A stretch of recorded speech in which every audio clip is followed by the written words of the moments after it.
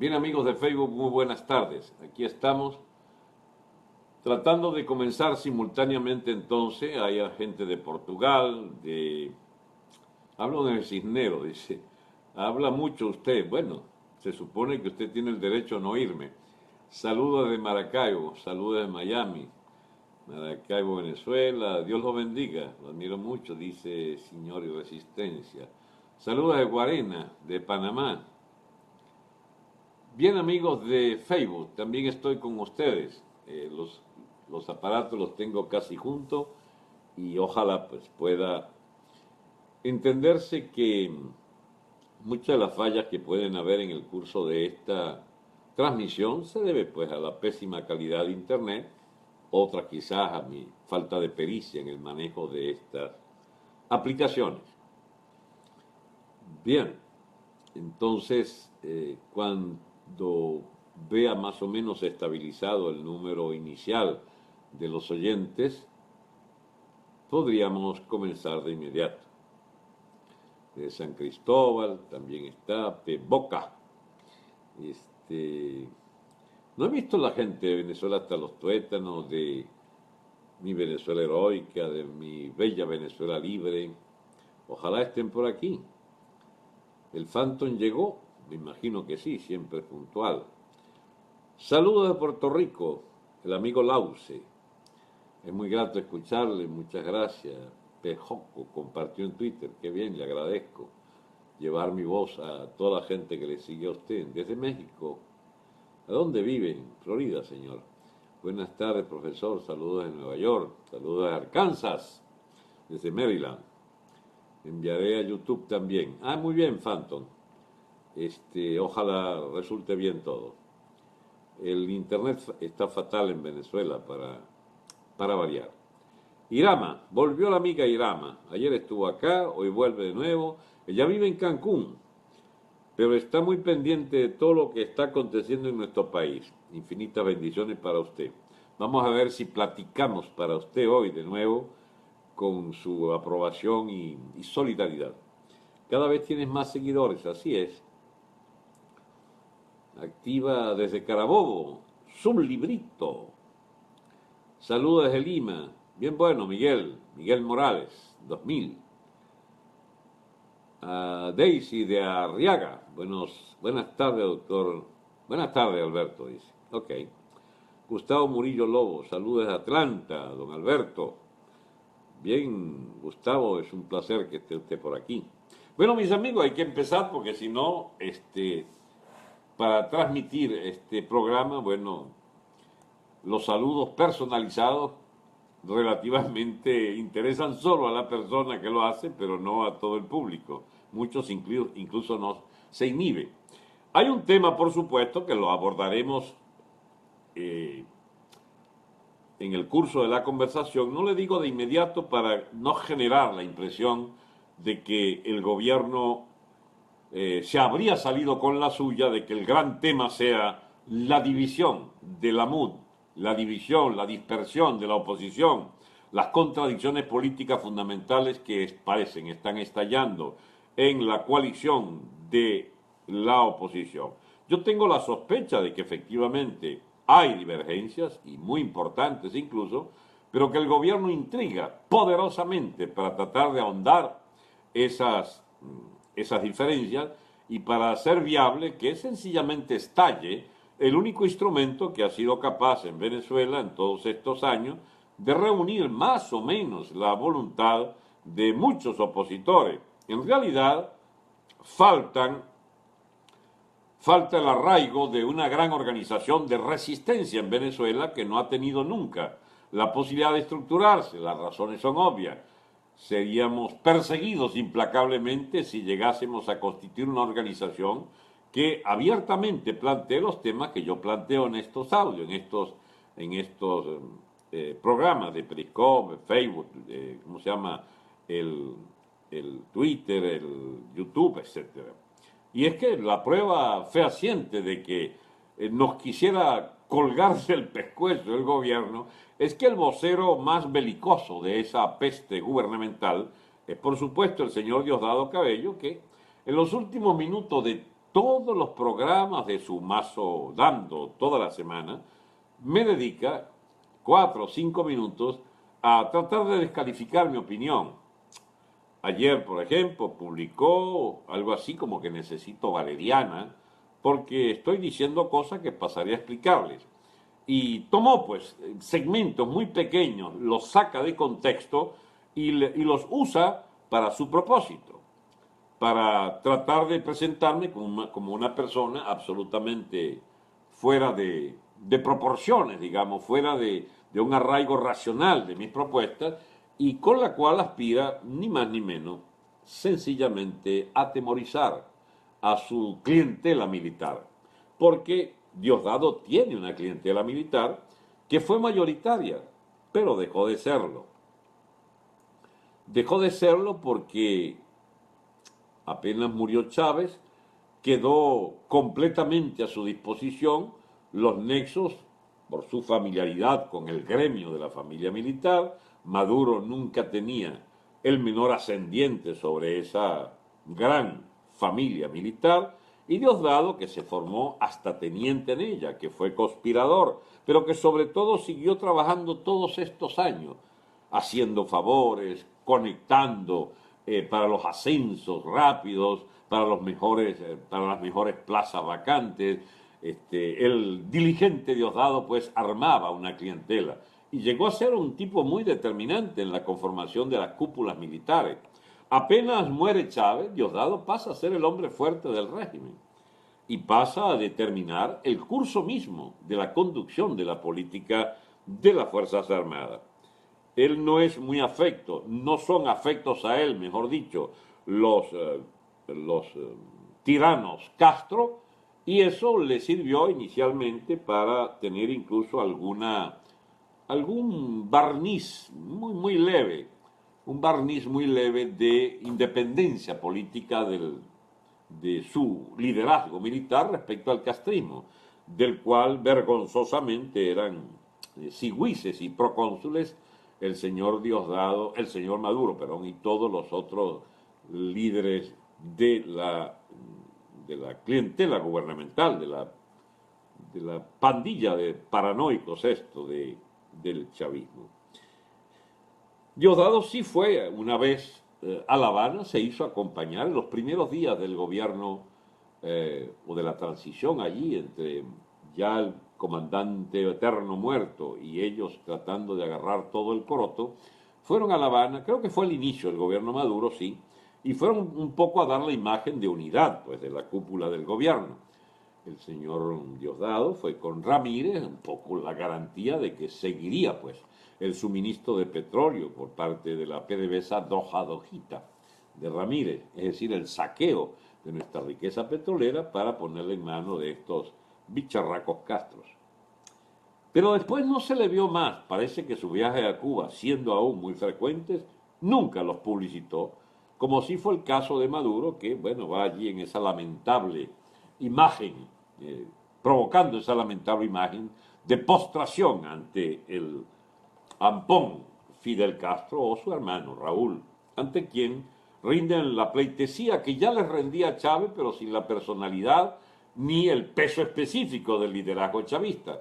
Estos van a buscar órdenes, incluso aceptaron la sumisión abierta y absoluta de que Castro les mandó pues meses y meses enteros a Venezuela a dirigir la política cotidiana el señor Charco de Sangre, el señor Ramiro Valdés, que es uno de estos viejos de la cúpula inicial del 26 de julio, viene de la época del Sierra Maestra, con los hermanos Castro. Y bien, esa sumisión abyecta la mantuvo el ministro de Defensa que dejó Chávez y que yéndose a montar en el avión hacia la muerte, porque ya no volvió más para acá, el marino Molero Velavia, el, digamos, armador de las peores iniquidades de los grupos armados del chavismo, asociándolos a las dependencias militares, esa es la obra del señor Molero Velavia, del almirante en jefe, como lo nombró Chávez ya de despedida. Chico, no hay almirante en jefe, bueno, vamos a nombrarte almirante en jefe. Y así le creó su puesto y su grado nuevo en las Fuerzas Armadas. Después de Molero Velavia, recuerden ustedes, pues, llegó entonces este señor Padrino, que ha sido, pues, la pieza clave de la contención de los peores excesos del chavismo, pero al mismo tiempo, en las Fuerzas Armadas me refiero, pero al mismo tiempo la garantía para los hermanos Castro, porque Padrino es un castrista hasta los tuétanos, va allí regularmente a buscar sus órdenes, sus propias órdenes, y ha terminado siendo para Castro el hombre clave, porque los Castro no les gusta mucho la personalidad de Diosdado por su amplio récord delictivo. No porque los Castro no sean más zampones que el propio Diosdado, pero es que es notoria la vinculación al narcotráfico de Diosdado y como saben ustedes, una de las cosas que cuidan los Castro es, bueno, su imagen de revolucionarios y tal, al punto que un gran héroe de guerra, según ellos, el general Ochoa, que aparecía como visiblemente el candidato a suceder a Chávez, bueno, lo mandó a fusilar a él y a varios del generalato cubano para despejar la duda de que no tenían sucesor. Y es que no lo tienen. La muerte de los Castro es algo que estudian pues los cubanólogos, ¿no? Para ver qué es lo que puede pasar si ocurriera detrás de la muerte de Fidel, pues la muerte de Raúl, cómo queda eso al garete. Eso es lo que lentamente, de manera astuta, con la autorización de Fidel, prepara Raúl. O sea, cómo volver a amistarse con los Estados Unidos, cómo volver a ser del interlán económico de la economía norteamericana, cómo vivir del turismo, digamos, yo no voy a darle pábulo aunque es bastante cierto al parecer, el famoso turismo sexual, porque eso supone que todo el que quiera ir a Cuba anda buscando jineteras y cosas por el estilo, o menores de edad. Yo sé que el Partido Comunista y la dirección cubana son de una conducta amoral, de abyectos, pero habría que suponer que les interesan son las divisas. Y si bien es cierto, es fácil decir, es el turismo sexual. No, también hay mucho viejito que quiere bañarse en una playa del Caribe, o va a ver las abuelas, o va a ver los sobrinos, o la mamá todavía viva, va a haber mucho cubano que va a volver allá con platita, y eso le interesa a Castro, y eso ya empezó. Los acuerdos con Cuba y Estados Unidos han significado pues, una elevación sustancial. Incluso para no perder la maña, por aquello de que perro que come manteca mete la lengua en tapara, anda Fidel y Raúl tratando de reanudar el interés de Putin o que Putin pueda seguir teniendo la dirección rusa para tener una pequeña baza aquí, una pequeña púa metida acá en América y a 80 millas, 60 millas de la costa de Florida, de los intereses geoestratégicos, geopolíticos de la ex Unión Soviética, pero que sigue siendo una potencia rival de los Estados Unidos. Y entonces Castro va y le fue a pedir petróleo ahora, o mandó emisarios de primera línea a renegociar el tema petrolero porque parece ser que, bueno, es tal el desastre de PDVSA, lo han ocultado mucho, pero al parecer PDVSA va hacia un nuevo gran bajón petrolero, podíamos llegar a la mitad de la producción, se dice, en un año, y ya ahí sí es verdad que sencillamente, aunque quieran seguir regalando y despilfarrando nuestro petróleo, se les pone difícil la opción a los bicharracos estos del gobierno entre cuánto petróleo tienen que regalar y cuánto dejan de regalar para tratar de venderlo y seguir robando a mano llena todo lo que produce PDVSA en su exportación. Hay grandes dificultades con China, ustedes lo saben, para mantener los tratos aquellos, no solo en lo del petróleo. China está en una revaluación de sus relaciones económicas y financieras con el gobierno chavista. Al parecer ya se les ha metido en la cabeza que esto va todo a pérdida y realmente la verdad que yo no creo que los chinos sean tan improvisados para si de verdad tienen interés estratégico en su propia visión a largo plazo de un surtido energético proveniente de estas latitudes para no depender casi exclusivamente de Rusia, que siendo su vecino, bueno, no tiene todas las garantías que debería tener un suministro petrolero de una gran potencia como China y que ya pasaría en los próximos 10, 15 años a ser la primera economía del mundo. Ahora bien, esta visión, le decía, de los Castro para hacerse de un espacio en el mercado americano y hacerse de un espacio en el mercado energético mundial sin depender exclusivamente de varios surtidores que tienen, habría entonces empezado a desarrollar con mucho entusiasmo el que Venezuela fuera un gran aliado comercial y energético para China, pero estos hipotes acabaron con todo esto, fueron hundiendo a PDVSA cada vez más y está perdiéndose pues una buena mitad de ese potencial petrolero. Hay muchos improvisados en política que empiezan a soñar con que Venezuela pueda reedificar su economía, volviendo otra vez a las mañas del estatismo y volviendo sobre todo a la conservación del estatismo petrolero y a la renta petrolera, al rentismo petrolero. Es decir, vivimos porque exportamos 90% de nuestras divisas, 95% de nuestras divisas son del petróleo y esas mismas divisas son todas las divisas que obtenemos para entonces surtir pues a los productores privilegiados que le repartimos esas divisas. Amigos, ese esquema se agotó.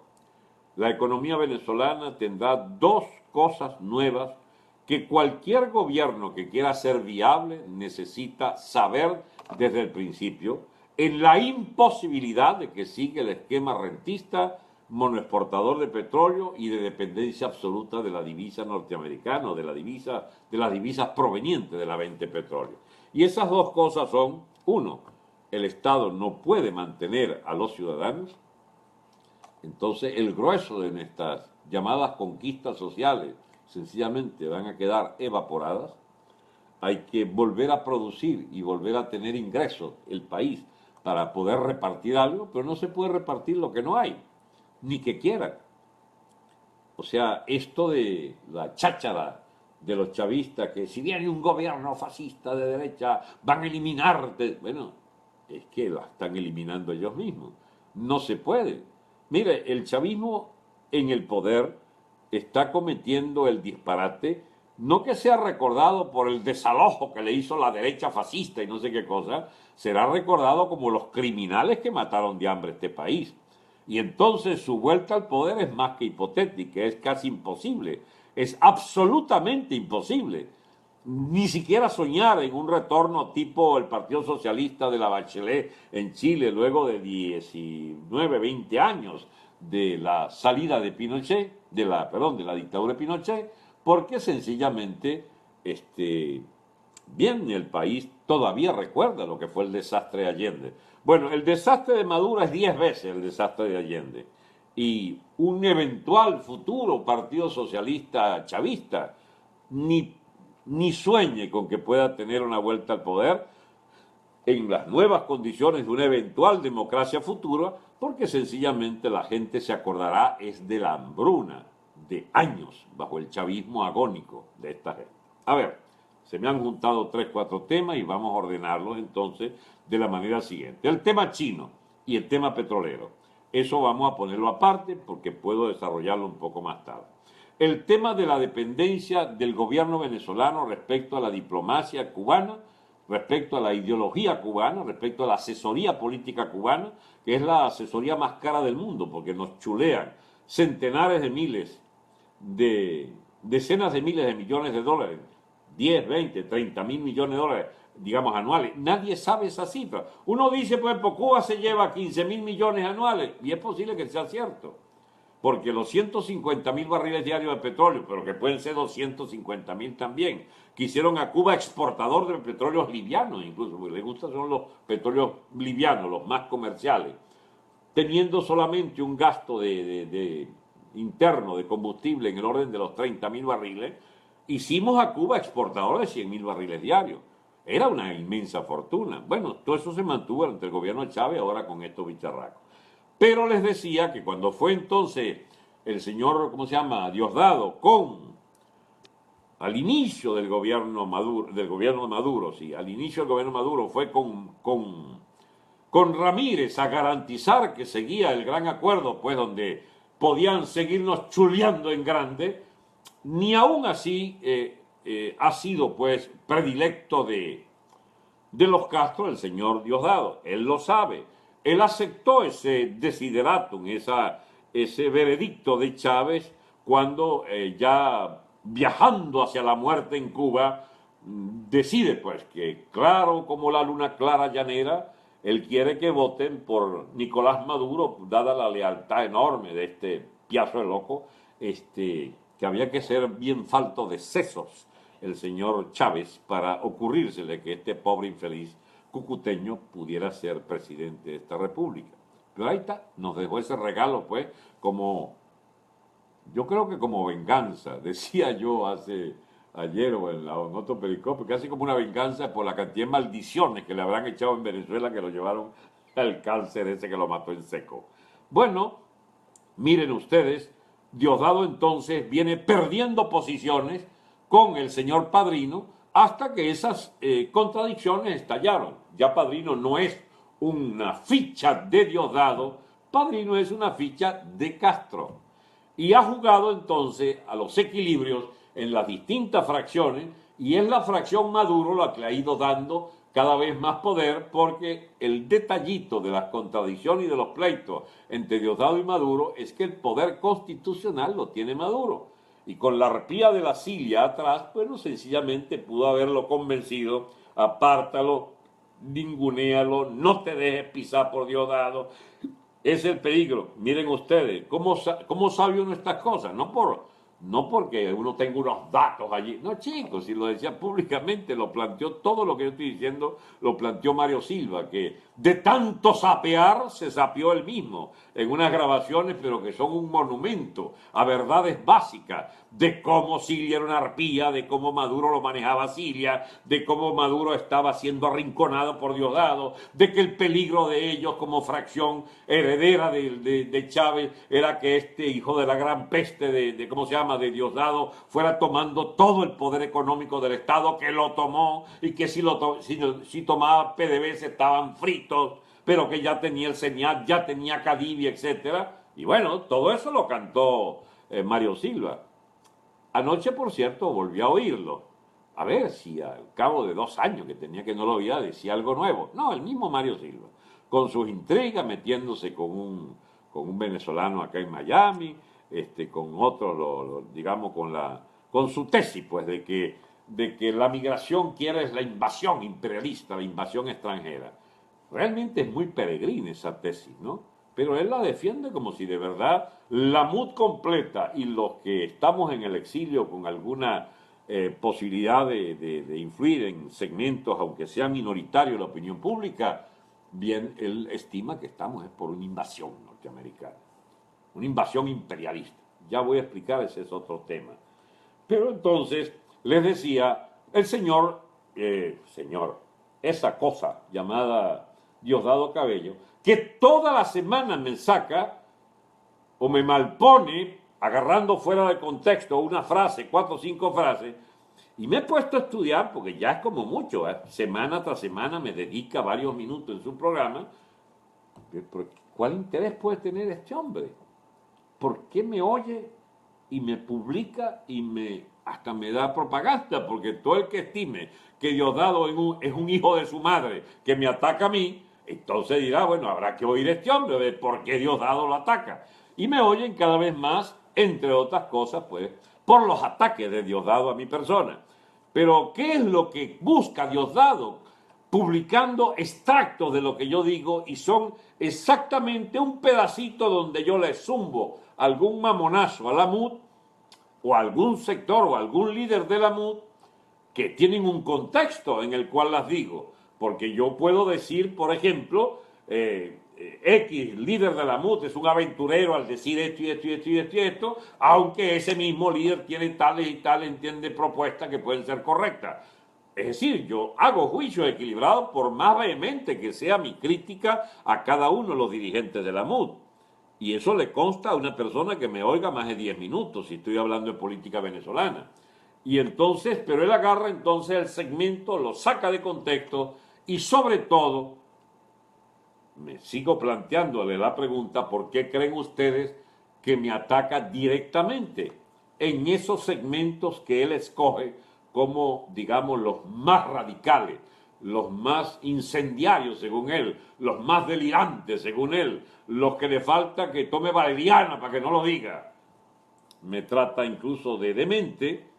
Y bien, ¿cuáles son esos segmentos? Cuando explico la cuestión militar. Allí es donde el Señor estima que yo soy peligroso para sus intereses. ¿Por qué? Porque Diosdado conoce las Fuerzas Armadas, sabe que me escuchan mucho en las Fuerzas Armadas.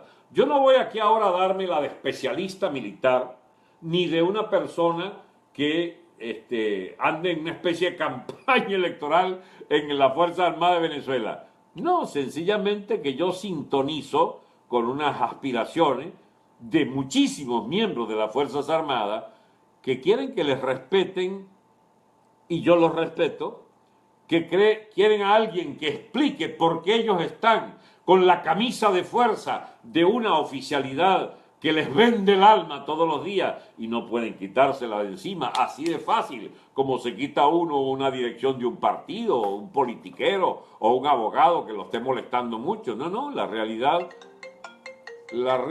militar, Dios mío, qué horror. La realidad militar es de una, la realidad militar es de una, digamos, ¿cómo les explico?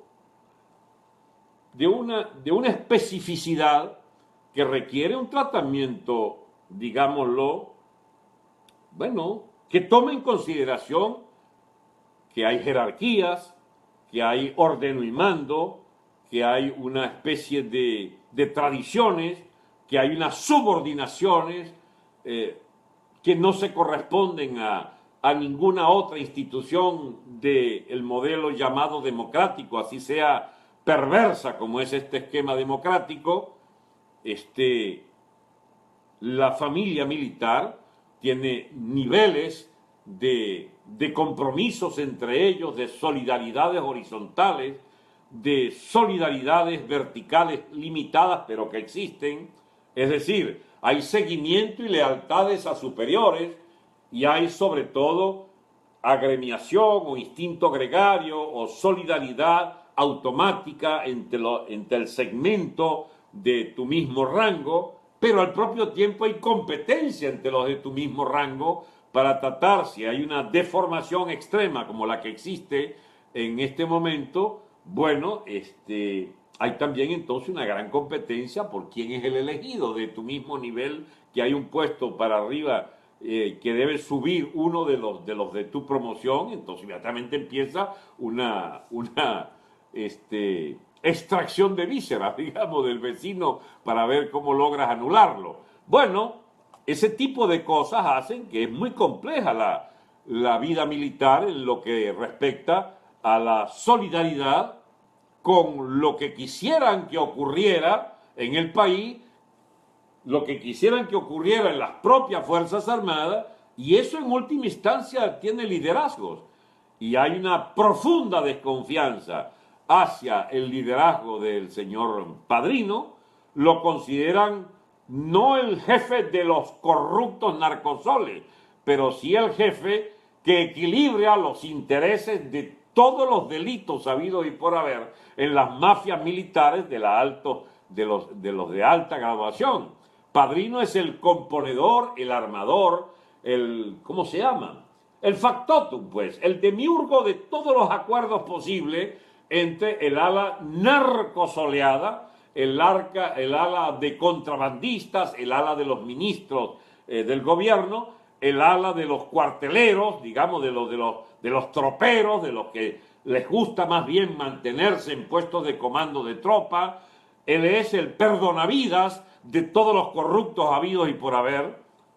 Y eso, pues, lo comprendió de tal manera, por ser del ejército, que es una fuerza importante en la base numérica, que, bueno, desplazó fácilmente las pocas influencias que pudo haber tenido el señor Molero Velavia, que viniendo de la Marina no tenía pues mayor pertinencia. Recuerden que hay un veto de los guardias nacionales para ser ministro de Defensa, nunca hubo un ministro de Defensa de la Guardia, y entonces eso es un motivo de irritación permanente y al mismo tiempo es un motivo de ¿cómo se llama esto? De conflicto, de rivalidades, de fricciones al interior de la alta cúpula militar que debe sopesar en cada momento cómo favorece a la Guardia, hasta dónde llega ese favoritismo, cómo no se le puede pasar la mano. Y eso, Padrino, siendo del ejército, teniendo un peso específico propio del ejército de tierra en la composición de la cúpula, bueno, fue armando un sistema de lealtades mucho mayor que cualquier marino, que no tienen ese respaldo del arma concreta. Y bien, no para hacer lo que quiera, por ejemplo, para integrar a la Guardia Nacional como el principal factor del gobierno, siendo que es como es la principal fuerza desde el punto de vista numérico, que prácticamente duplica o triplica a las fuerzas de tierra del ejército. Aún así, Padrino López es visto algo así como el alcahueta de todos, el cabrón del gobierno, el delegado de Fidel Castro, el que se entiende con este bicharraco Diosdado que ha ido siendo puesto de lado y que tiene muchísimas víctimas internas, o por lo menos no favorecidos, y le quieren pasar factura por eso a Diosdado.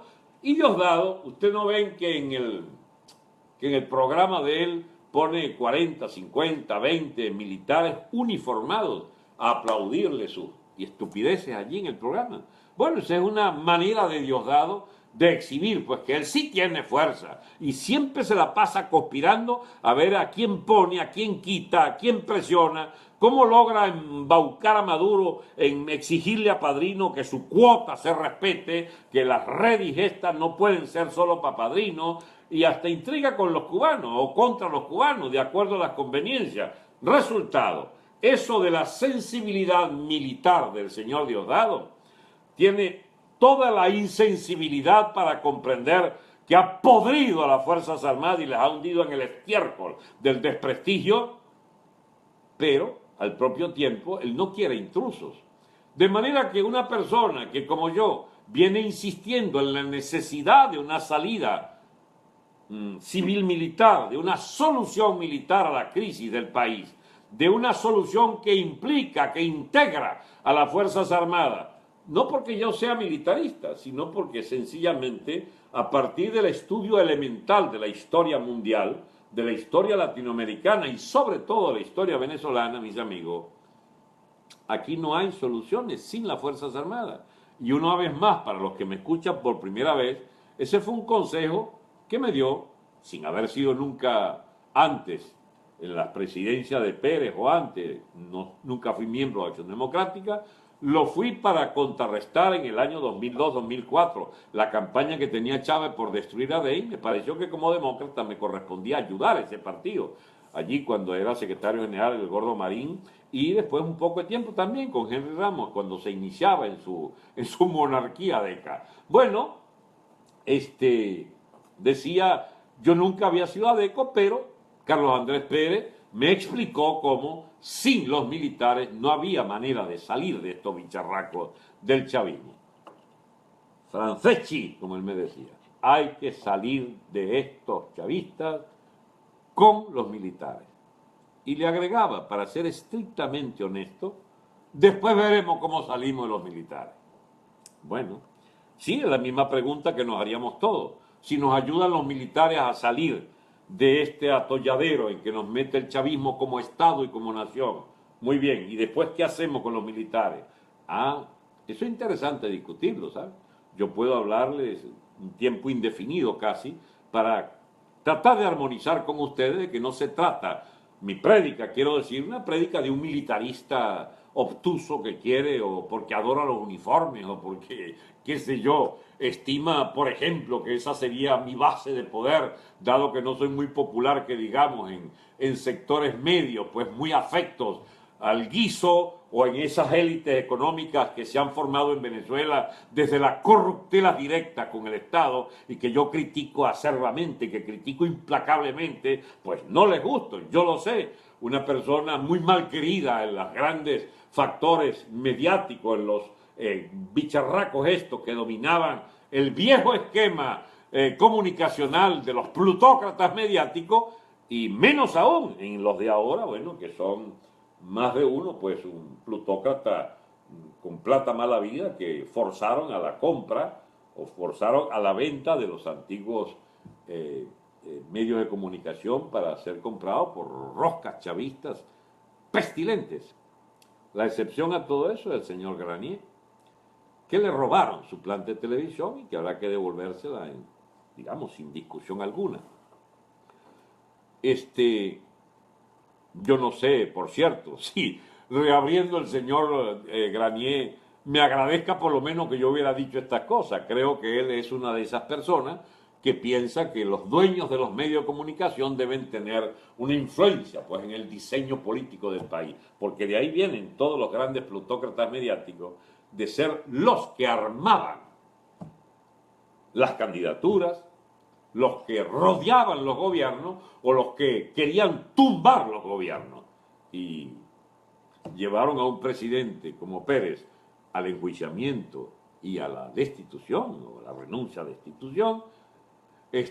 Llevaron a Chávez a los golpes de Estado, fabricando una situación de casi de descomposición total del país, cuando no era así. Descomposición es ahora. Si se compara con aquello en 1991-92, salvo el incidente de febrero, 27 de febrero del 89, aquello era el paraíso terrenal comparado con esto. Y esta es la quinta paila del infierno. Bueno, los dueños de medios estimaban que ese gobierno había que mandarlo al cipote, conspiraron hasta más no poder, hasta provocar los golpes de Estado de Chávez y facilitar la destrucción de la vieja clase política, que le permitió entonces a Caldera rematar pues su sueño de vida, volver a ser presidente. Sigo sin explicarme para qué carajo fue que quiso ser por segunda vez presidente y dejar pues el heredero allí, de heredero al señor Chávez.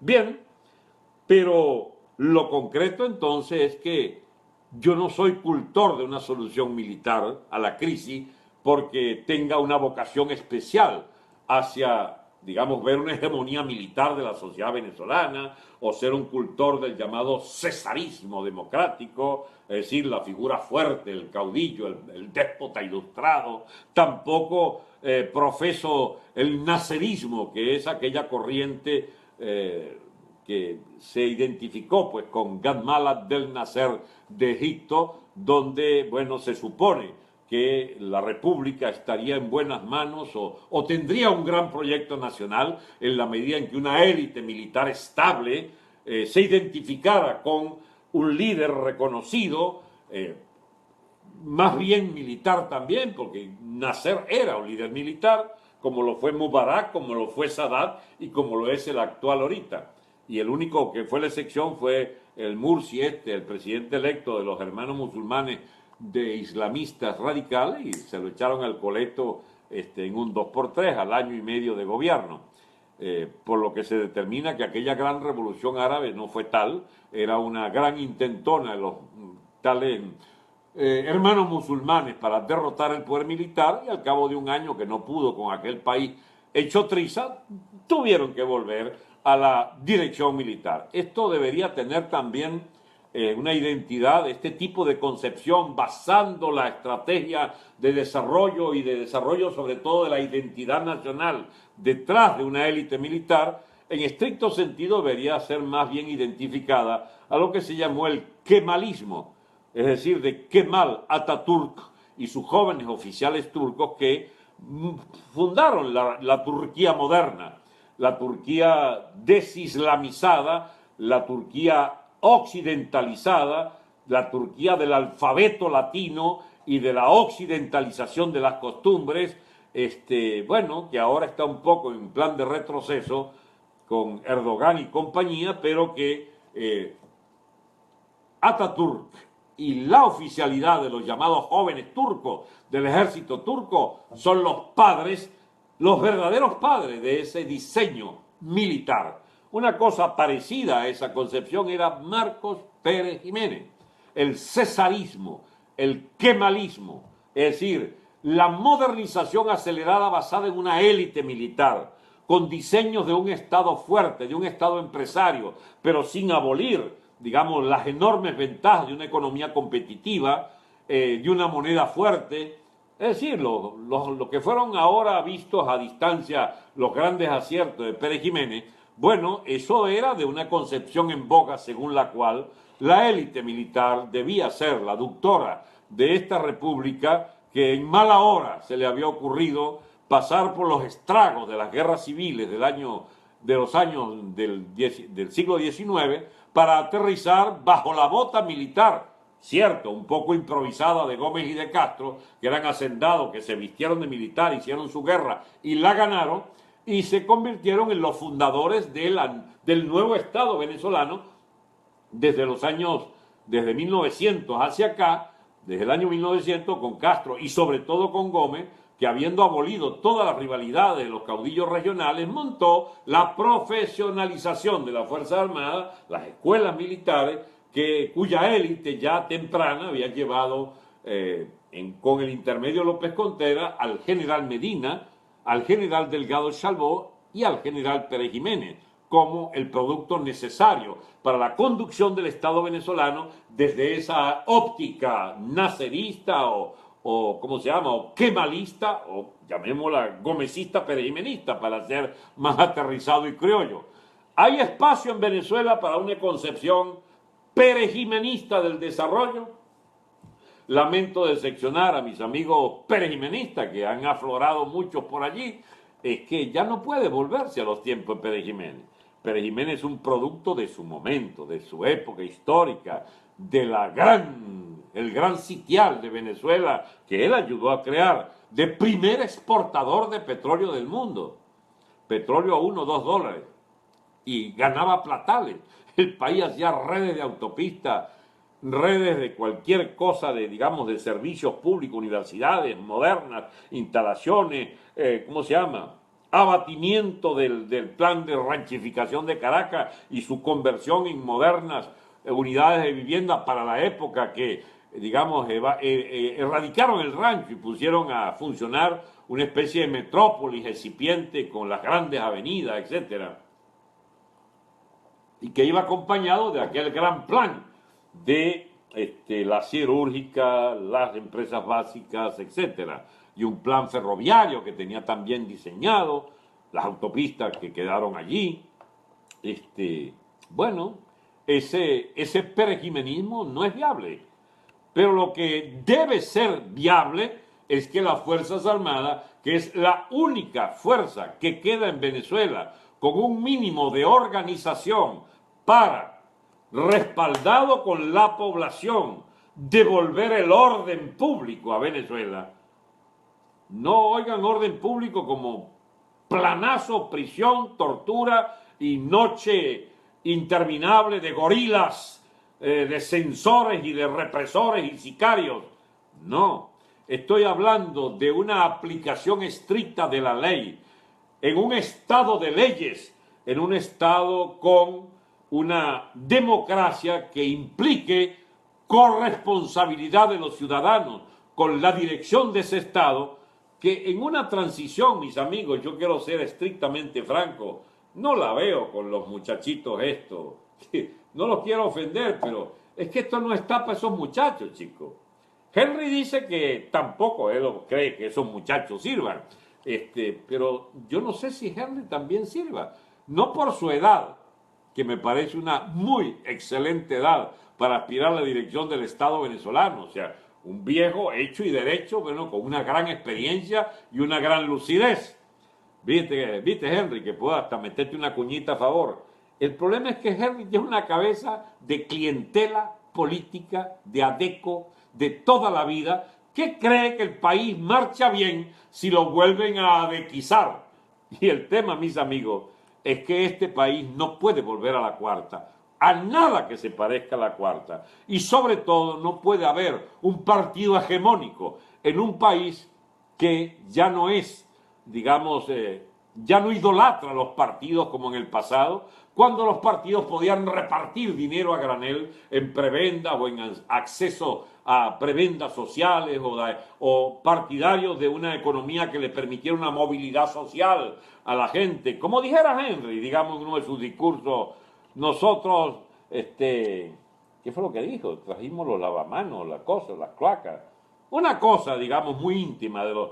Pero yo sí recuerdo que trajeron las posetas a Venezuela, eso fue verdad.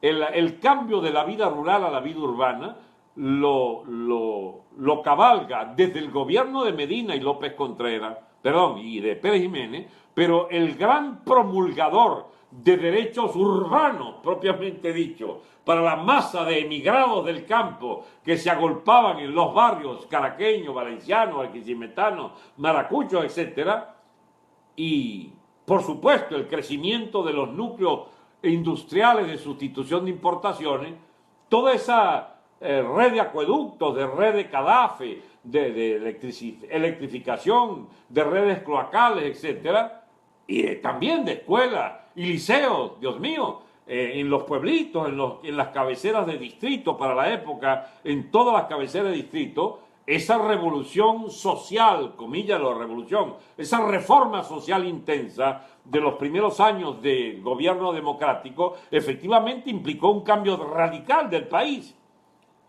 Pero había petróleo para financiarlo. Pero yo creo que cualquier partido que conserve la óptica de una movilidad social ascendente, por supuesto, como la que aspira la ciudadanía y sobre todo los sectores más humildes, si pretendiese hacerse con algún arraigo en las viejas tesis de la sustitución de importaciones, del Estado empresario, del desarrollo de la metalmecánica del Estado, de las industrias del Estado, eso, mis amigos, ya se liquidó como etapa histórica. Aquí o metemos 100, 200, 300 mil millones de dólares privados, o sencillamente este país se queda como está durante una década o dos y seríamos una especie de Honduras grande, para no irnos a Haití, que es, Dios mío, ya el terror que me da que nos parezcamos a Haití. Una Honduras que rivaliza con nosotros en la inseguridad, pero en una especie de abyecta pobreza del 80% de su población estable, o sea, nos quedamos pobres, definitivamente, como cualquier paísito de América Central, pero como un país grande, con mucha población, 30 y pico millones de habitantes, en la pobreza abyecta de un Estado que se convierte entonces en el campo de batalla de todos los amigos de lo ajeno, de los amigos del cuanto hay pa' eso, de los amigos de prevaricar, de torcer las leyes y de torcer la voluntad del Estado para que le sirva de asidero del ascenso social rápido. Amigos, yo no creo entonces en un gobierno de partidos, ni creo en unas elecciones inmediatas. No es un problema de creer, es que sería una ilusión absoluta, un mito, una falsa solución, que pretendamos creer que Venezuela puede volver a recuperarse bastando solamente con que un líder de los partidos de la cuarta o estas, digamos, expresiones vergonzantes de hijos bastardos de la cuarta hablando a nombre de la juventud y no sé qué cosa, pero que tienen ninguna de las grandes virtudes de la vieja generación de la Cuarta República y todos los vicios los tienen. Escuchen lo que estoy diciendo, por favor. No tienen las virtudes y tienen sí todos los vicios. ¿Por qué bichitos guisadores han salido? Los de todos esos partidos. Aquí es donde me van a caer encima más de uno que pudiera, si pudieran golpearme a través de esta pantalla, me golpean. Miren, mis amigos, la rebelión estudiantil de las manitas blancas, la inmensa mayoría de ellos terminaron siendo tributarios de quienes les pagaban para convertirse en aspirantes a puestos públicos en alcaldías, gobernaciones y en soportes de los burócratas infectos de más de uno de esos partidos. Parece un cuento muy deprimente para hacerlo eje de un conversatorio que se supone, como es la juventud que hay o son los cuadros que hay, les confieso con amargura que es muy difícil que se pueda construir un nuevo Estado con solo gente nueva. Eso no existe. Tienes que buscar la manera de volver a ganar para un ideal de nación, para una construcción de un Estado viable. O sea, tiene que haber una dosis de corrupción. No me refiero a la corrupción, digamos, de robarse los reales. Hablo de esa cuota de mentiras, esa cuota de medias verdades, por lo menos si no son mentiras, de que le creamos el cuento, por ejemplo, a estos partidos de jóvenes, de que se supone que son demócratas, cuando en realidad son pichones de corruptos, pero hay que obligarlos a ser honrados, que es el gran truco de toda democracia, amigos, porque si no nos vamos a una pelea contra el género humano. Los humanos, mis amigos, de todas las épocas, que han construido todo tipo de regímenes políticos, desde la democracia griega, pasando por los imperios, pasando por las monarquías, hasta llegar a los estados de bienestar, hasta llegar a las democracias de plétora, de abundancia de bienes, de consumo a adquirir, y también el llamado comunismo, que estratificó distinto las sociedades, convirtiendo a la casta del Partido Comunista en el sustituto malparido de los mismos privilegios de las burguesías africanas o de la burguesía latinoamericana, llenas de corruptos, de ladrones de oficio del Estado.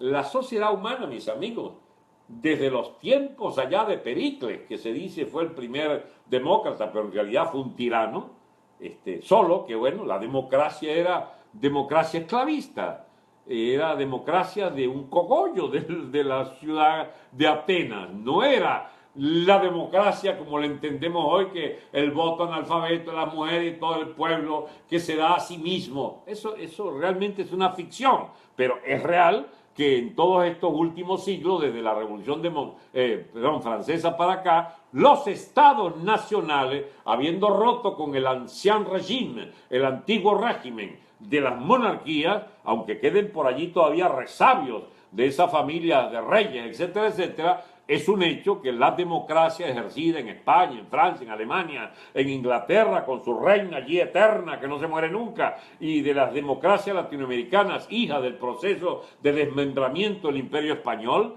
y del desmembramiento del imperio inglés, la antigua colonia canadiense y norteamericana, erigida una en parte del Commonwealth y la otra en una federación de estados como el Estados Unidos, potencia imperial dominante del mundo. Esa realidad del mundo, mis amigos, no tiene otra historia que la historia de privilegios de los gobernantes.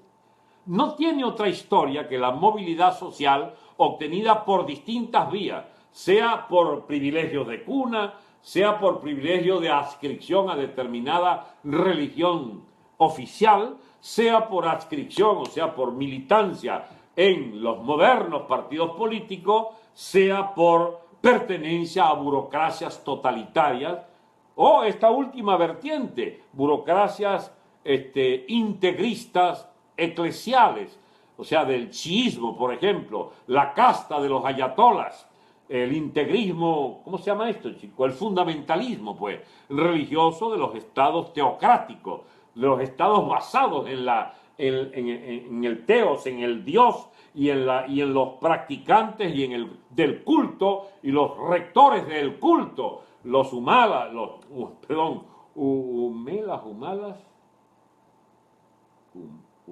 ulemas, los ulemas, y los ayatolas, pues, que son esta moderna casta social coaligada con el gran bazar de Teherán, que, bueno, tiene vasos comunicantes entre privilegios de familia, cercanías a los grandes imanes, a los grandes ductores de la política, y que son, por supuesto, quienes tienen el derecho a quitar y poner los gobiernos en el Irán integrista totalitario chiita, musulmán chiita.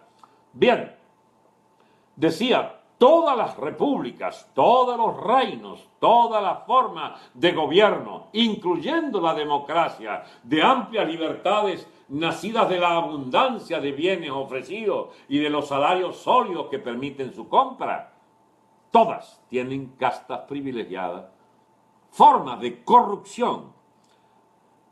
quisiera que se me entendiera que la palabra corrupción en estricto sentido, diríamos casi filosófico, no es el robo solamente. Por ejemplo, una forma de corrupción es andar diciéndole al pueblo venezolano que el pueblo se va a dar un gobierno, etcétera, que será el régimen, el gobierno de todo el pueblo. Esa es una versión corrupta de la llamada visión democrática, porque eso sencillamente es mentira. Como también es mentira que se diga, ¿cómo se llama? Los derechos de la juventud al estudio, y esos derechos pasan por el justo presupuesto, y el justo presupuesto pasa por recibir a todos y cada uno de los que aspiren llegar a la universidad y graduarse. Ya va, ahí hay un concepto corrupto, porque a la universidad deberían llegar los mejores estudiantes.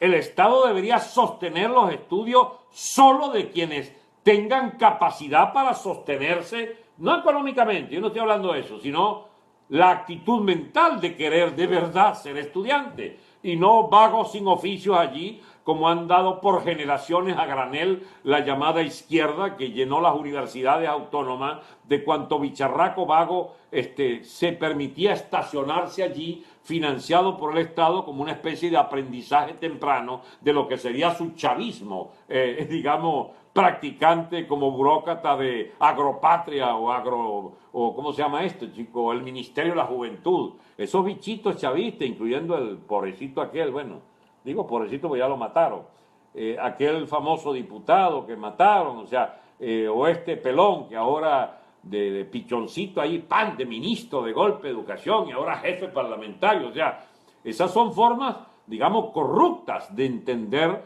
el papel de la juventud en ese partido, manipulado, por supuesto, para ser los supuestos testigos de un relevo generacional que le permite nada más y nada menos a Diosdado de ufanarse de que mientras ellos ponen ese joven, los cuartos republicanos allí ponen ¿cómo se llama? A Henry Ramos como jefe parlamentario. O sea, corrupción no es solo, no es robar.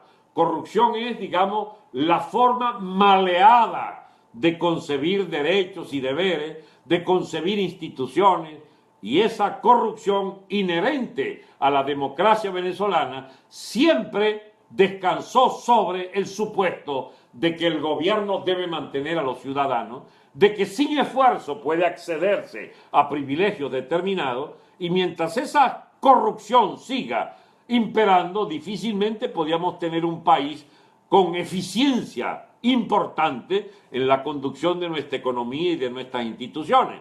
Pues bien, cuando decía algunos niveles de corrupción habrá que no auspiciar, pero sí tolerar, es porque ese famoso mito del hombre nuevo solamente se le ocurre a unos, ¿cómo se llama?, improvisados piratas de supuestas cambios de naturaleza de la humanidad en esa especie de malparido paraíso terrenal comunista. Eso es la cosa más idealista en el sentido de la utopía absoluta que implica ese diseño de que esa bendita, ¿cómo se llama?, ese bendito hombre nuevo. ¿Y qué es el hombre nuevo? O sea, salió un hombre nuevo, miren el hombre nuevo, ¿entienden? Tipos que decapitan al adversario de la banda y le ponen la cabeza en la barriga, o los descuartizadores, o los que queman a los rivales, o los que se exhiben en una foto con todos los billetes que se han agarrado esa semana con 20 secuestros, 10 secuestros express. O sea, ese es el hombre nuevo chavista. El hombre nuevo es Diosdado Cabello. El hombre nuevo es la muchachita hija de Diosdado, con perdón tuyo, Diosdado, pero la niña que la pones a cantar con su bonita voz, loas a esta porquería de régimen. ¿Qué puede salir de esa corrupción de esa joven que ya canta desde joven a un régimen absolutamente podrido? O sea, ¿qué es el hombre nuevo para ustedes? El hombre nuevo de Guevara. Guevara. Me están hablando del tipo que se echó al coleto fusilado no sé cuántos en la cabaña, en las afueras de La Habana. Me están hablando del guerrillero que se emboscaba detrás de un mogote a disparar contra un soldadito anónimo, ¿entiendes? El que un día de esto un soldadito pues también le disparó de allá para acá y lo hirió y después lo remataron allí y le mandaron las manos a la CIA para verificar que era el tipo. O sea, ¿de quién me está hablando? Del guerrillero heroico, como ellos dicen, del hombre nuevo. Bueno, chicos, hay mucho de mitología en eso. Hay demasiada mitología en el llamado hombre nuevo. Hombre nuevo, el cubano, sentado en una esquina hablando para pasar la vida, haraganeando y viendo a ver qué rajuña en esa economía de penurias que ha caracterizado a Cuba por años y décadas. Amigos, eso no implica que haya un ser cubano o un ser venezolano o un ser soviético que nunca puedan servir para nada. No, este país, incluyendo el pueblo cubano o el pueblo ruso, serían capaces de maravillas si no tuvieran la torta de gobierno, la torta de régimen que han tenido. Pero aún teniendo el régimen adecuado, por ejemplo, o mezclas raras como el comunismo chino a nivel del totalitarismo de Estado, pero una economía impresionantemente competitiva y, digamos, de un nivel de modernización única y una capacidad de trabajo de los pobres chinos que no la iguala nadie en el mundo. Bueno, ese mismo pueblo dio esa revolución cultural famosa de aquellos 4 o 6 millones de vagos que Mao Zedong los sacó de las escuelas para predicar con su librito rojo. Andan como la constitución de Capriles con la constitución chavista, así andaban los maoístas del año 68 con el librito rojo de Mao Zedong por toda China. Y el librito, y de ahí viene la manía de Chávez por el librito, viene de esa fijación que tenían con el librito rojo de Mao. Bueno, ¿qué quedó de aquella juventud? Una colosal frustración. Y esa misma juventud china hoy, digamos que se esfuerza, pero como bestias, Dios mío, para ganar un salario de hambre. Pero, caramba, a pesar de que son salarios de hambre, es que antes no ganaban ni para comer. Ahora por lo menos ganan para medio comer. Y los más avispados han ido progresando y hay 300 millones de chinos del 1.600.000 que hay, del 1.600 millones de chinos, ya hay 300 millones con un nivel de vida más bien que corresponde en nosotros a un clase media endeudado, porque las tarjetas las manejan digamos milagrosamente para endeudarse por 8 o 10 años, pero todos tienen esa clase media, esa quinta parte de los chinos, tiene carros, tiene lujo, tiene trajes, y todas las estupideces del consumismo capitalista que las copian pero de manera enfermiza. Pero esa es otra historia. Lo importante a retener es que ningún país por definición está definitivamente liquidado de acuerdo a los cánones de la sociedad que imperaba en el momento en que se hizo una gran nación poblada. Así como los chinos no estaban, digamos, obligados a seguir con las dinastías, ni con el comunismo tampoco, y el estatismo asfixiante, la economía colectivista, marxista, maoísta, stalinista también. Bueno, y ahora son una potencia capitalista que va a convertirse en la primera potencia del mundo, por lo menos en términos de capitalismo y de tecnología, no sé, porque los americanos pueden, aunque estén endeudados por $1 trillón con los chinos, si viene por ejemplo un tipo como Trump, bueno, al parecer les puede cambiar los términos de intercambio y volver a una solvencia económica americana respecto a China, pero eso es otra historia. Le decía que no hay nada escrito definitiva sobre la genética social de ningún país. Lo que sí ha quedado demostrado es que estupideces como la del hombre nuevo o el nuevo hombre comunista o la nueva visión del mundo, etcétera. Mire, mis amigos, somos igual de pequeñas bestias que los homínidos de hace 6, 8 millones de años. Sí, nos elevamos sobre nuestros cuartos traseros, hicimos de los pies que teníamos 4 pies en realidad, y bueno, y nos levantamos, y esos 2 pies adicionales que teníamos, que no hallábamos qué hacer con ellos, terminamos montándolo sobre una tabla, sobre unas mesas, es decir, le fabricamos un piso para las manos y desde esas mesas que las usamos para comer, para altares, para talabartería, para carpintería, para pupitre, para laboratorio de investigación, para tantas cosas. La mesa para los humanos es algo que puede distar en nuestra memoria genética allá 4 o 3 millones de años. No sé si ya habían mesas para poner las manos sobre ese piso de las manos. Pero lo cierto es que esa evolución gigantesca de los humanos a través de las civilizaciones no nos permiten ver las cosas radicalmente distintas como la veían los griegos.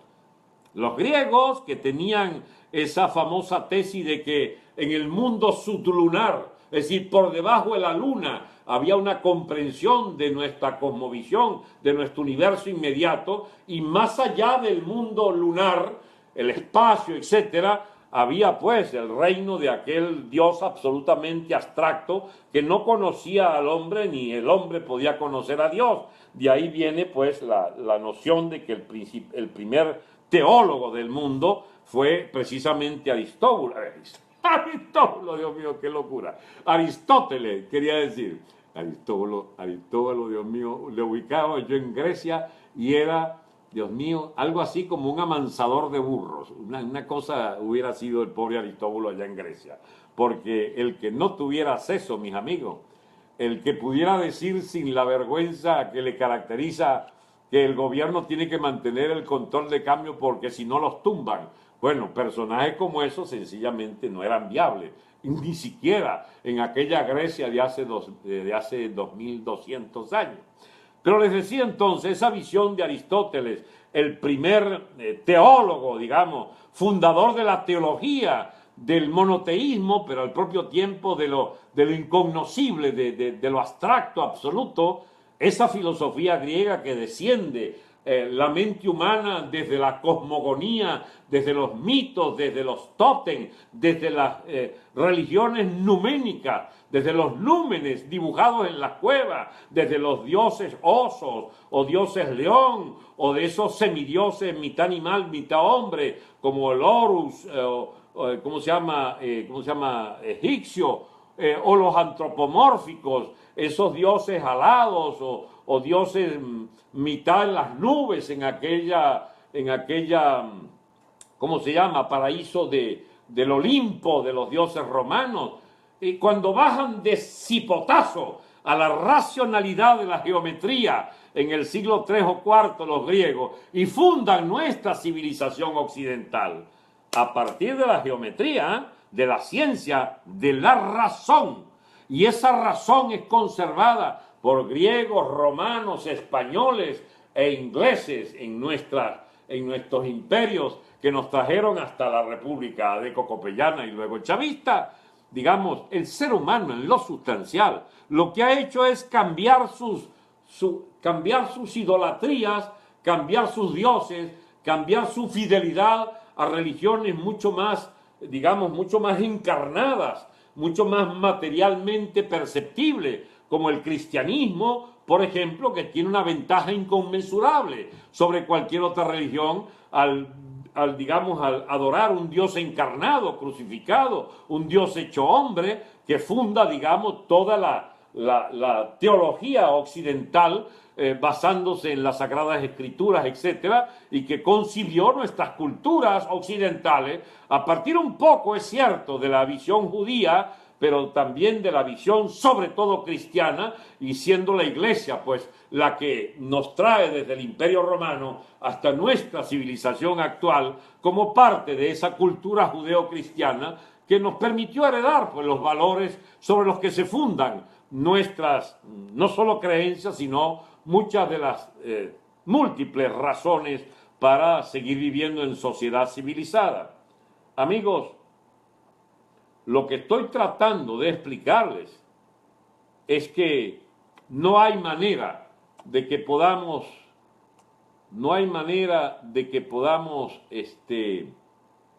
obviar, apartar esa especie, no de maldición gitana, sino de limitaciones extremas para concebir el desarrollo de nuestras sociedades. Porque somos humanos. Porque no es verdad que estemos en lo más alto de la civilización, no estamos en lo más bajo, tampoco. Hemos ido evolucionando. Hemos ido evolucionando. Desde aquello Caribe que lanzaban el grito de guerra Anna Karina Rote. Solo los caribes, nosotros somos los humanos, los demás son bestias. Bueno, mis amigos, hemos avanzado algo. Caramba. Hay hasta candidatos a DECO, de Primero Justicia, de Un Nuevo Tiempo, candidatos de Voluntad Popular, y hay, bueno, el loco Diosdado, el bicharraco ese malandro de Siete Suelas y traficante de droga, y el imbécil Maduro con su arpía allí en la cama planeando cómo logran sacar más millones de dólares de este país asolado por la corrupción de esta burocracia infame. O sea, algo se ha avanzado, ¿verdad? Algo se ha avanzado de las tribus caribe. Algo se ha avanzado de los conquistadores, de los Welser para acá. Bien, pero estamos lejos todavía de las grandes metas que se fijaron y lograron los norteamericanos, por ejemplo. Claro, no podemos ser igual que ellos, porque no tenemos un país continente. Y el ortograma americano de aquellas provincias de la costa este que fundan los Estados Unidos tenían nada más y nada menos por delante a riesgo de masacrar, porque eso fue lo que hicieron, de masacrar la población primitiva, llegar hasta el Pacífico y cogerle a México, medio México, todo lo que es Colorado, Nevada, California, toda esa vaina de México. Y lo agarraron los americanos, lo colonizaron y ahora ese es de ellos. Eso nos lleva a muchas reflexiones. Yo no estoy aquí en plan de una especie de semichavista reclamando históricamente, digamos, que nuestros indios que los exterminaron, o los americanos que fueron implacables contra la población. Ya va, mis amigos, el desarrollo de la humanidad pasó por la superioridad tecnológica que impuso el poder, el gobierno y la impronta de la civilización que se construía a beneficio del invasor o del ocupante de mayor capacidad de guerra, de hacer la guerra y ganarla. Porque la historia de la humanidad es la historia de los imperios, la historia de las élites armadas que se impusieron por encima de las otras. Ese concepto, digamos, básico del desarrollo de la historia humana no puede hipotecarse en aras de una ideología de pacotilla sobre los derechos ancestrales de nuestros indígenas. Bueno, chicos, mala leche, se dejaron liquidar, así como se dejaron liquidar los mexicanos que le quitaron medio México. Pueden haber evoluciones futuras de la visión sobre Estados Unidos, que en ese ortograma del llamado destino manifiesto, esa hoja de ruta histórica que se trazó Estados Unidos para ser lo que son, desde los padres fundadores, tiene el pequeño problema ahora de que muchos de esos estados de frontera son mayoría mexicana. Y bajo la excusa de que están invadiéndolo masivamente las mafias de la droga y la prostitución y las malas mañas, nunca hablan de los mexicanos buena gente, dóciles y trabajadores que han inmigrado por millones y que mantienen las cosechas y que mantienen las industrias o los servicios, lavan los carros de los blancos, es decir, y de los negros también. No estamos hablando entonces de 9 de cada 10 inmigrantes que son gente humilde y trabajadora, que manda su platita para la familia que dejó en el campo mexicano asolado por la pobreza todavía.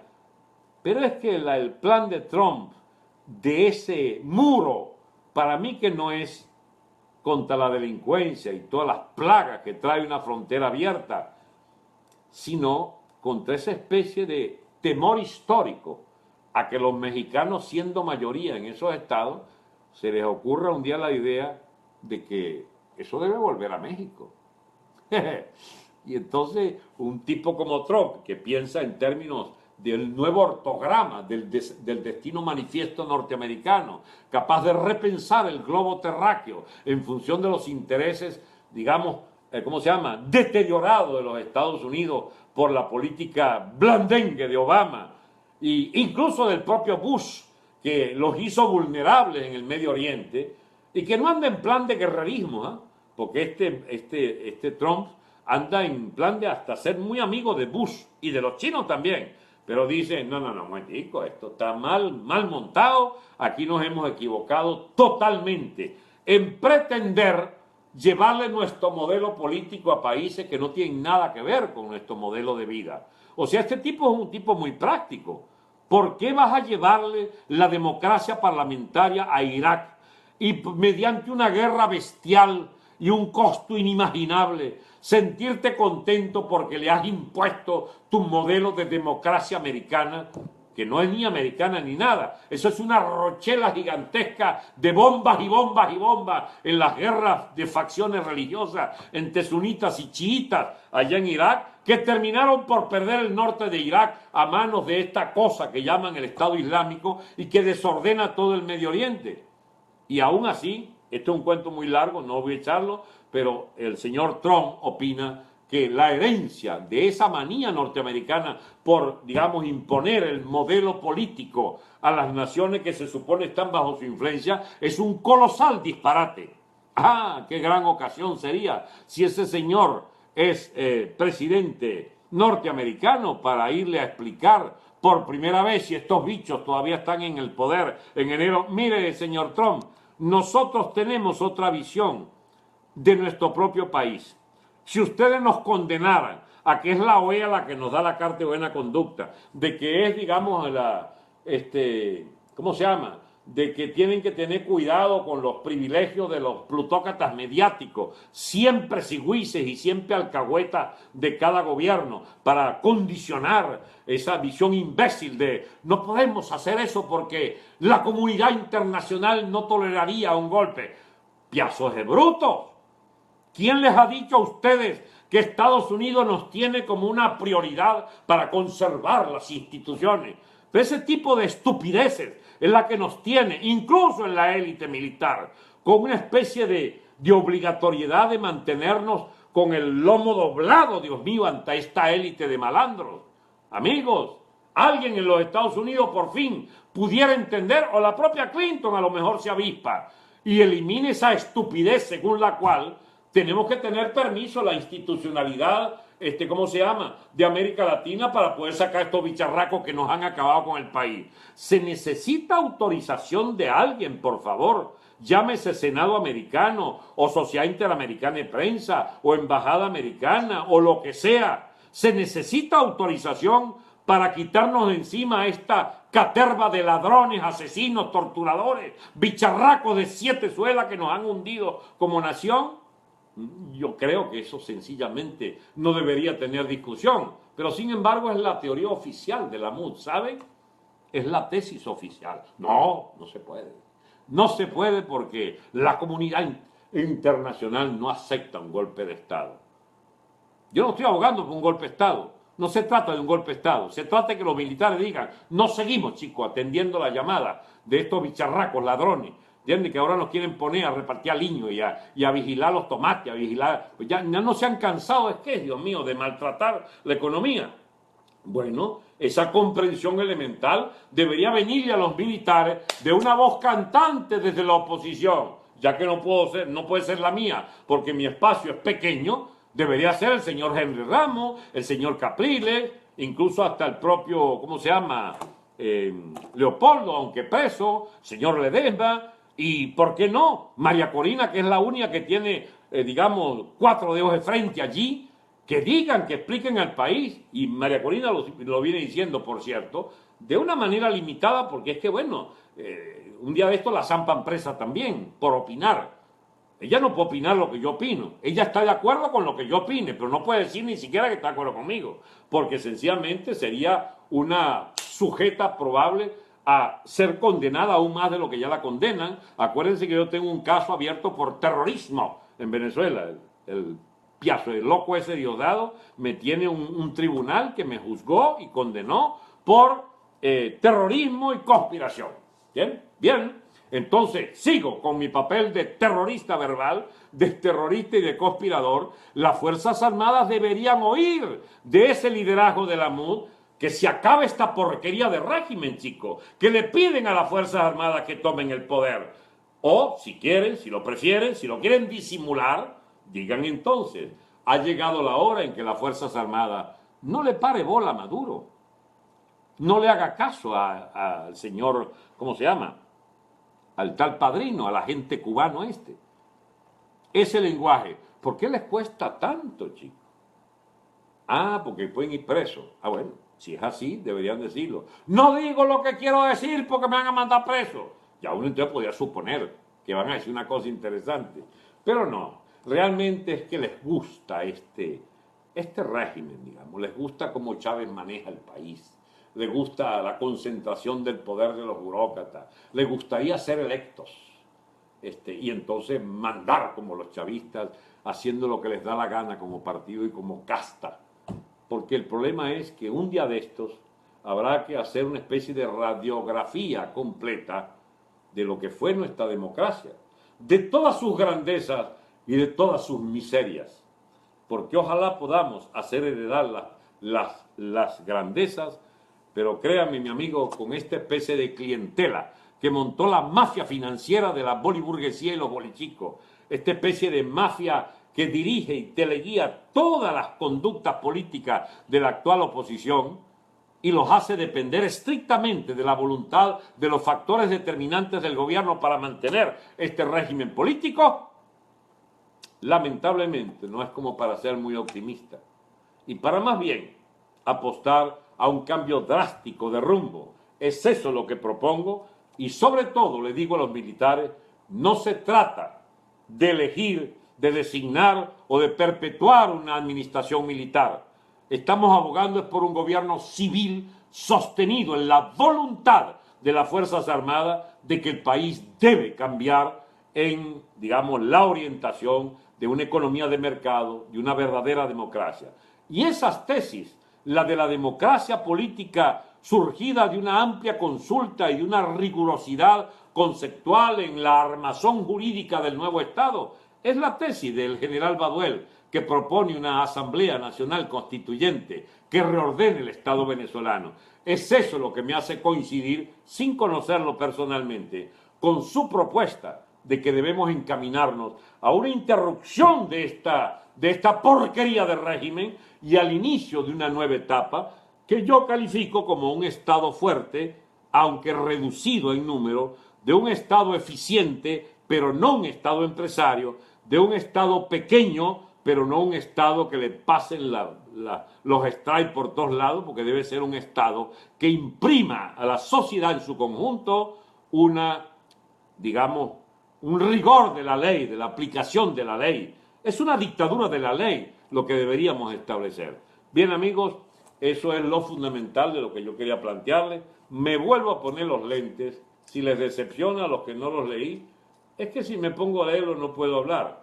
Entonces ahora, habiendo terminado, si quieres corta aquí, Phantom, para el efecto de la grabación, decíamos entonces que yo iba a leer esto para ver si hay alguna pregunta importante que valga la pena todavía hacer una extensión, pero ya vamos llegando a la hora y media típica, ¿no? Daisy Arriaga, han hablado de 26.000 millardos. ¿De quién es esto, Daisy? Yelixa de Valencia dice, la demagogia es una forma de corrupción. Eso, así es, Yelixa, eso quise decir, tiene usted razón. El hombre nuevo de Chávez son seres sin valores ni principios, es la esencia del legado del mortadelo. Ah, está bueno. Muy rápidamente, hola, el régimen necesita quedarse en el poder, así es. Auspiciado por Andrew Jackson y sus compinches en 1834, en los González usaron morteros versus los mexicanos. Está bueno. Allá eso fue eso fue en Texas, ¿no? Ok, sí, se cogieron Texas para empezar. Chubo no leí. Eficiencia es la clave, profesor. ¿Se puede en Venezuela? Claro, si Venezuela puede ser un país enormemente productivo. Hay mucha gente con deseo de trabajar y deseo de progresar y de darle una mejor vida a su familia. Para hacer eso hay que trabajar o robar. Ahora, como no puede ya robarse porque será muy fuerte las penas contra los ladrones, entonces tendrán que trabajar. Profe, ¿usted conoce a Abelardo Izaguirre? Me suena, pero no. Ah, sí, alguien que tenía unos programas por ahí, pero realmente no lo conozco sino de vista. En un encuentro una vez nos presentaron. De acuerdo, desobediencia civil. Chávez es el mejor presidente que nunca tuvo Venezuela. ¿Qué? Tiene un sentido del humor impresionante. ¿Qué hace ese tipo de Aragán, de vago metido aquí, chico? La derecha va a permitir impunidad en algunos rojos. Es posible. Lo triste es que en Venezuela ya no se puede estar. A mí me secuestraron. Lo lamento, amigo. Tanta gente, Dios mío, que ha sufrido esto. Erika Franco. En USA la policía arrancan cuando ganando 35.000, 40.000 dólares anuales. Es de Valencia también. Ah, Izaguirre, el de Valencia, dices tú.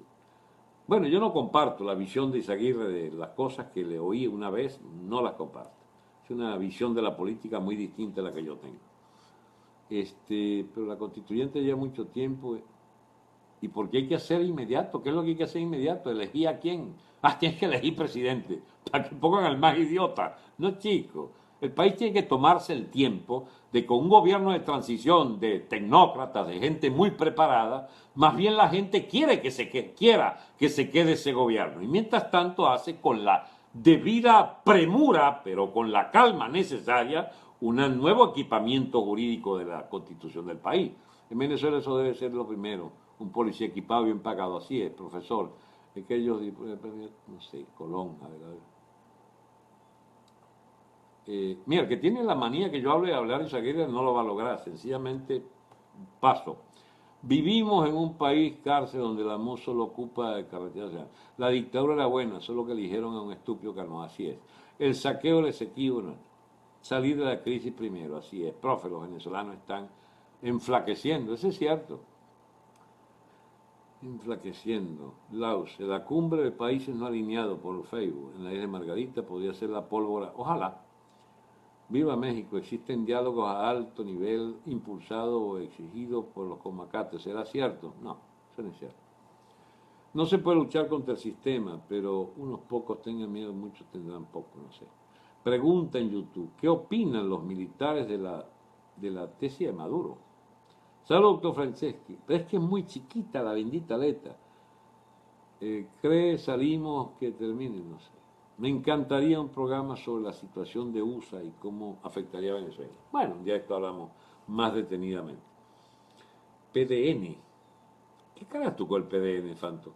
Pasan tantas cosas en el país que no alcanza a saberse todo. Ahora llamó Rosa Melano. ¿Cuándo invitará al señor Carratú? El problema es que Carratú vive muy lejos y vive, digamos, como a 2 horas de aquí y tiene un trabajo muy sacrificado y nos vemos muy poco por eso, porque hay que ganarse la arepa, mi amigo, y él se la está ganando en las peores condiciones. Y es un militar que debería tener su pensión completa en dólares, pero como es enemigo del gobierno, sencillamente lo quieren cercar por hambre y no van a poder con la integridad de, de Carratú no podrá el gobierno. De Venezuela gira a la derecha, pues. Si Venezuela gira a la derecha, ¿qué se puede esperar? Bueno, un giro a la derecha coherente que hay que hacer, así es. Hago una entrevista por Sky y la sube a la red. Una entrevista. ¿Y no le parecen suficientes las cosas que digo aquí? Voy a hablar con mi amigo Johan Peña para ver si se anima y viene mañana para acá. Porque Johan, escuchamos ayer a Federico Berganel hablando de ese diálogo auspiciado por militares. No sé qué información tenga Federico. Usted cobra pensión. ¿Qué pensión va a tener yo, chico? Liberalismo, profe. Pensión, no. No tengo pensión. Falta oposición y un gran líder con fuerza. Bueno. Le preguntan en YouTube qué opinan sus contactos militares del tema del PDN de Maduro. ¿Qué es el PDN de Maduro? Yo no entiendo eso. Ah, partida de nacimiento. Bueno, ¿y qué van a decir? La mayoría de los altísimos oficiales fueron graduados, le entregó el sable del señor Maduro. Tienen un poco de dificultades esos militares a los que Maduro ascendió y llevó a puesto decir que ese acto, de que todos los actos de Maduro son írritos, es decir, ilegales. Imagínate, estarían echándose cuchillo ellos mismos. Ese es el contrasentido del tema este de la partida de nacimiento. Un hombre nuevo, Chávez, la cumbre. Oposición tenemos, lo que no se sabe es para dónde van a mismo. Bien, amigos, mira, vamos a hacer una cosa. Periscope, espérenme un momento. Voy a finalizar entonces los amigos de Facebook. Muy buenas tardes a todos, los espero mañana. Les decía que aspiro que el amigo Johan Peña me acompañe mañana con una visión sobre el tema de la seguridad y de las necesarias rectificaciones de fondo que hay que hacer en el sistema de seguridad venezolano. Y el tema de la droga también. Es una persona de una amplísima experiencia y es uno del equipo de un nuevo orden, que por supuesto trabajamos con los militares para ver si hay un cambio en esta situación lo más pronto posible. Un gran abrazo a todos, amigos de Facebook. Chao.